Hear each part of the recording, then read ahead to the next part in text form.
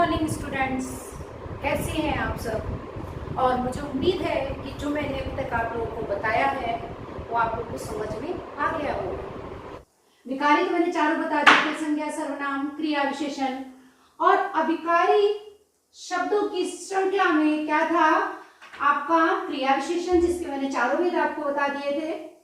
इसके बाद मैंने आपको समुच्चय बोधक बताया था, उसके भी 2 पार्ट्स बता दिए थे। फिर मैंने आपको संबंध बोधक बताया था, उदाहरण के साथ सारी चीजें बता दी होगी। अगर आप में से किसी ने वो वीडियो नहीं देखी है तो इससे पहले वाली वीडियो आप देख लीजिएगा। और आज अभिकारी शब्द का चौथा पार्ट बताने जा रही हूं। चौथा यानी कि विस्मय आदि बोधक। कहीं हर्ष तो कहीं क्रोध, या कहीं आश्चर्य तो कहीं शोक। कहीं हर्ष तो कहीं क्रोध, कहीं आश्चर्य तो कहीं शोक, इसी को कहते हैं विस्मय आदि बोधक। तो जिन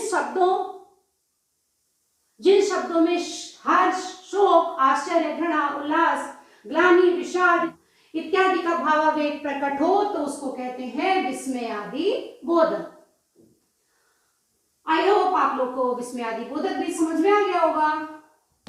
विस्मय आदि बोधक जैसे थोड़ा सा और बता देती हूं।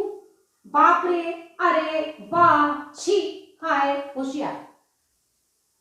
अब मैं आती हूं किसमें, व्याकरणिक परिचय में, पद परिचय के व्याकरणिक परिचय में। अब पहले आप ये देख लीजिए, आपने ये विस्मय आदि बोधक तो समझ लिया, ठीक है। अब मैं आपको ये बताने जा रही हूं कि पद परिचय में व्याकरणिक परिचय, यानी कि दोबारा से मैं बता रही हूं आपको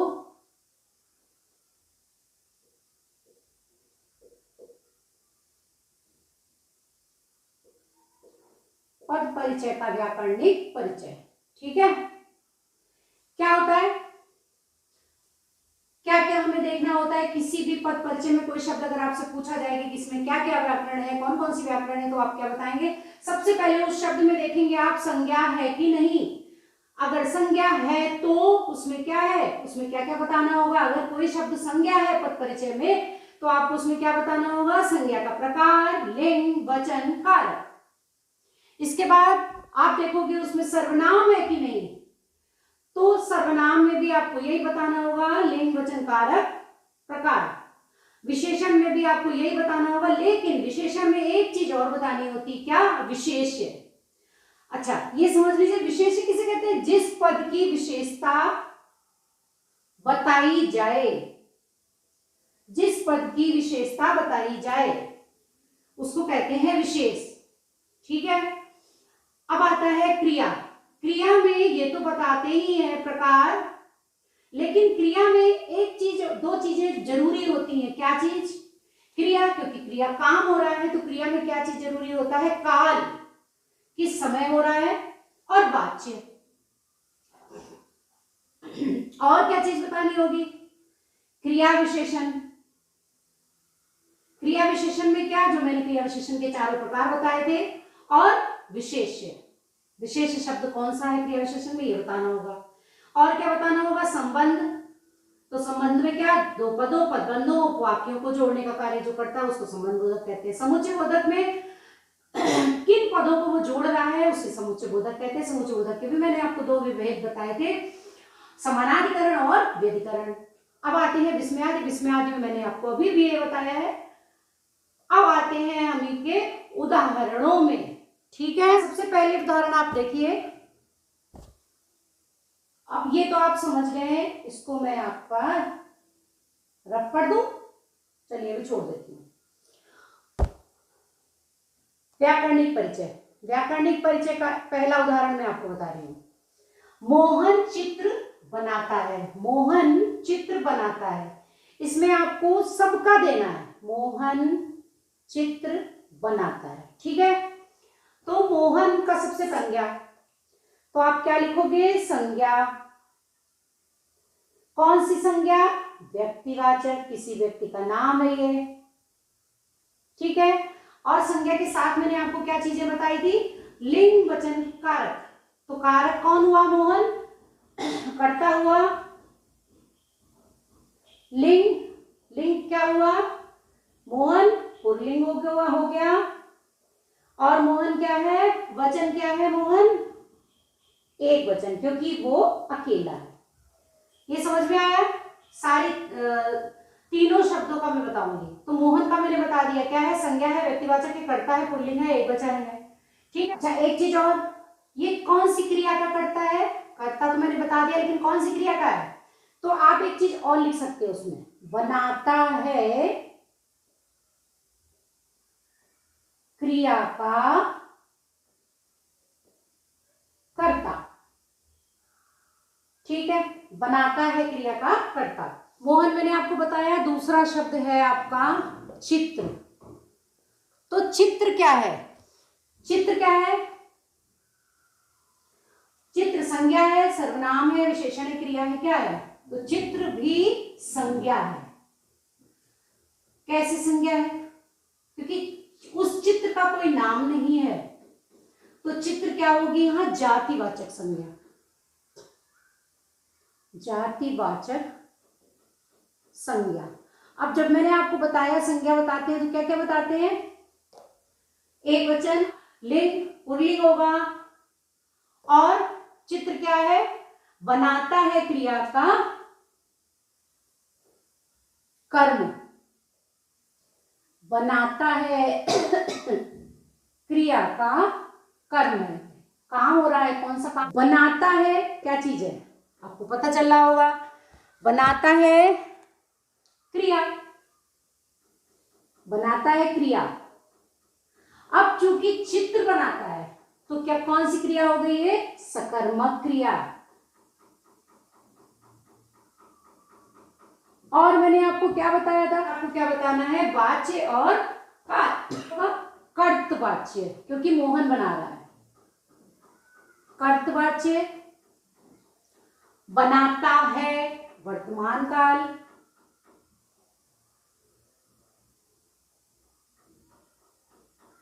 वचन, और मोहन कर्ता की क्रिया।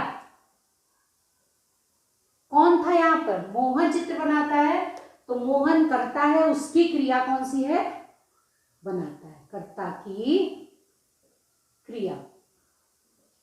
तो आपको तीनों का मैंने बता दिया, मोहन में क्या क्या था, चित्र में क्या क्या था, और बनाता है में क्या क्या है, क्रिया है, सकर्मक क्रिया है। दूसरा उदाहरण कौन सा है आपका, यह लड़की सुंदर है। ठीक है, वो नीचे हो गया, ऊपर लिख दे रहे हैं, यह लड़की सुंदर है। इसका पद परिचय आपको देना है। अगर आपसे पूछा जाएगा यह का और सुंदर का पद परिचय दीजिए, सिर्फ दो के पूछे गए, तो यह में क्या है, यह क्या है, संज्ञा है, नहीं है। तो मैंने आपको बताया था कि यह, क्योंकि यह के बाद लड़की लग गया है, ठीक है, तो अगर संज्ञा से पहले सर्वनाम आता है तो आपका क्या होता है, सार्वनामिक विशेषण। ये सर्वनाम नहीं होगा, ये होगा सार्वनामिक विशेषण। ठीक है, एक वचन और स्त्रीलिंग और लड़की विशेष्य, लड़की विशेष्य का, विशेष्य का विशेषण। विशेषण किसका है, विशेष्य कौन है इसमें, विशेष्य है लड़की, विशेष्य है लड़की। ठीक है, आ गई समझ में। अब दूसरा वर्ड हम आते हैं क्या, सुंदर में। अब सुंदर में क्या क्या चीज होगी, सुंदर क्या चीज है, गुणवाचक विशेषण। सुंदरता, लंबाई, चौड़ाई मैंने आपको बताया था, तो लड़की क्या है, गुणवाचक, क्योंकि जो सुंदर शब्द है ना तो वो संज्ञा है ना वो सर्वनाम है, विशेषण है तो कौन सा विशेषण है, गुणवाचक विशेषण।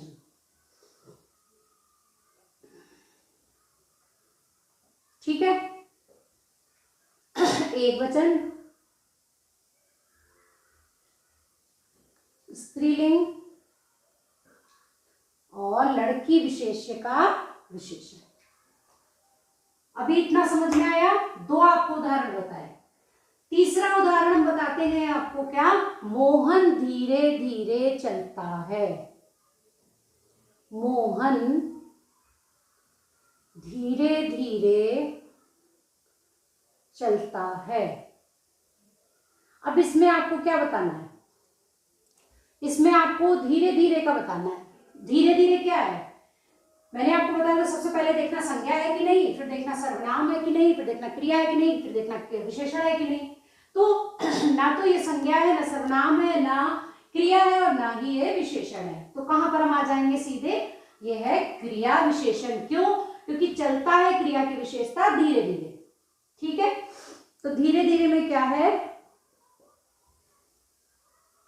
क्रिया विशेषण। अब क्रिया विशेषण का कौन सा भेद? देखो, मैंने बताया था आपको क्रिया विशेषण का प्रकार बताना है। तो कौन सा प्रकार है? धीरे, तेज, आश्चर्य। कौन सा प्रकार में आया था ये? रीतिवाचक। तरीका क्या है? मोहन के चलने का तरीका।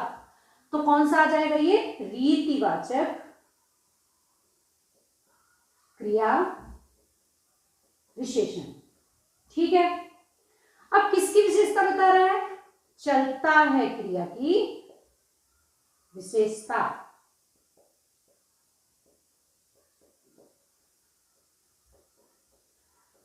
अब मैंने आपको ओवरऑल 3 बताए हैं अभी उदाहरण।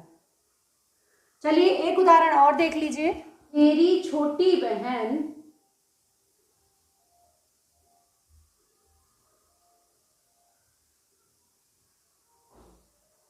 चौथी में पढ़ती है।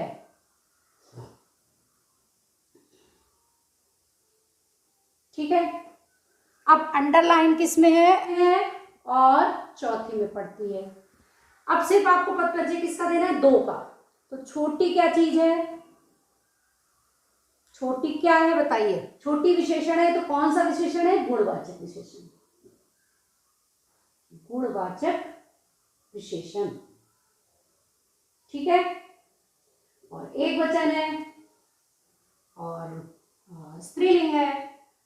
ठीक है, और किसकी विशेषता है? पढ़ने की। चौथी में पढ़ने की विशेषता बता रहा है। चौथी क्या चीज है? संख्या। चौथी में पढ़ती है, तो इसको क्या बताओगे? ये क्या चीज है? चौथी शब्द भी संज्ञा नहीं है, सर्वनाम नहीं है, क्रिया नहीं है, तो ये क्या है? ये विशेषण है। विशेषण है तो मैंने आपको बताया था कौन सा विशेषण है?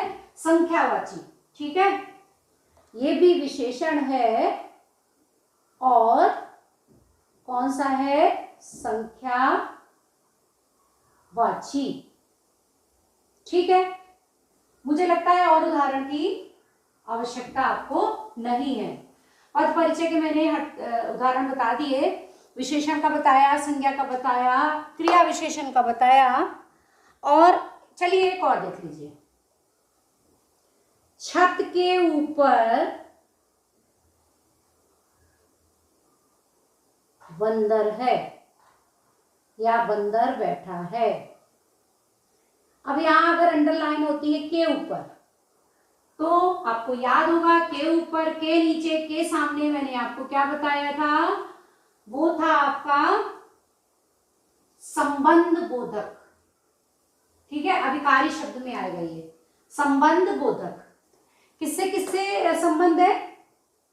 छत के और बंदर से संबंध, इसलिए हो गया संबंध बोधक। तो मुझे लगता है यहां तक आपको सब कुछ समझ में आ गया होगा। अब मैंने आपको पद परिचय के उदाहरण भी समझा दिए, हर तरीके से बता दिया, संज्ञा भी बता दिया, सर्वनाम भी बता दिया, क्रिया विशेषण भी बता दिया, संबंध बोधक भी बता दिया। तो बाकी आप लोग पढ़ते रहिएगा और प्रैक्टिस करते रहिएगा। कुछ समझ में नहीं आता है तो आपने विचार कमेंट्स बॉक्स में लिखकर मुझसे पूछ लेना, तो मैं दोबारा बता दूंगी आपको। धन्यवाद।